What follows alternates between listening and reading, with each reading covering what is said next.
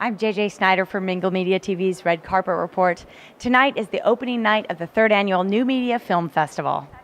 Tonight. We absolutely are, and I'm particularly excited about the Ray Bradbury sort of retrospective, I guess is the best way to sort of put it. He was such a influential individual, and I know he personally has influenced my husband and his writing and his love of writing and getting into writing so much that it's nice that they're honoring him tonight. So I think that's wonderful. It is nice. So it's been kind of an inspiration for you, too. Absolutely. I mean, I didn't grow up having such a history of reading his work as a kid, but once I got familiar with his work, and of course because he's so influential to my husband and because we were a writing team and we produced together and stuff, now that I see what his influence is, I look at my husband's work and I'm like, of course I see where you got it. So it's just nice to have that sort of honor. That's amazing. So you're a writing couple. So how do you guys, what's your writing schedule? How does the house work? It's a little tricky. Usually what I do is I do first drafts and I sort of knock that whole thing out. I mean, we obviously talk about things and we brainstorm together and we get our ideas together, and then I usually knock out sort of first drafts and then I hand it to him because I think he's much better at polishing. Yeah. And I also, Come in. We're talking about you. You usually it's behind my back, so this is nice. I can jump in. No.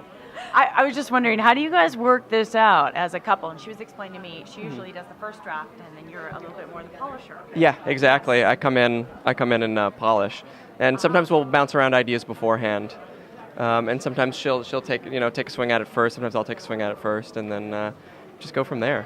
So you guys obviously bond on a creative level.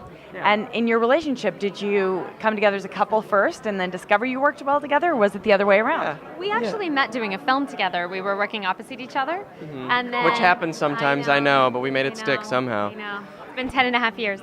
Yeah. So we started working together, and then once we were working together, then we started dating and got married. Mm-hmm. And then we created our production company together because I think we both have, even though we have different aesthetics, like I tend to like costume disguises, alternate realities. He tends to like dark things that with badness and evil and darkness and sadness. That's why I said Ray Bradbury is an influence on him. Right. I mean, fantasy. Ray Bradbury was in many ways, a teacher of mine, and taught me to, be a storyteller from when I was a kid. Picking up reading Illustrated Man, probably when I was way too young to be reading that stuff, really had an influence on me. So and I think because our aesthetics are different, it actually ends up helping in the end. Excellent. And tell me what's happening with your series right now. Certainly. We premiered season 3 today. It's on the front of Daily Motion, which is exciting. We also have a YouTube channel. It's at shelflifeseries.com.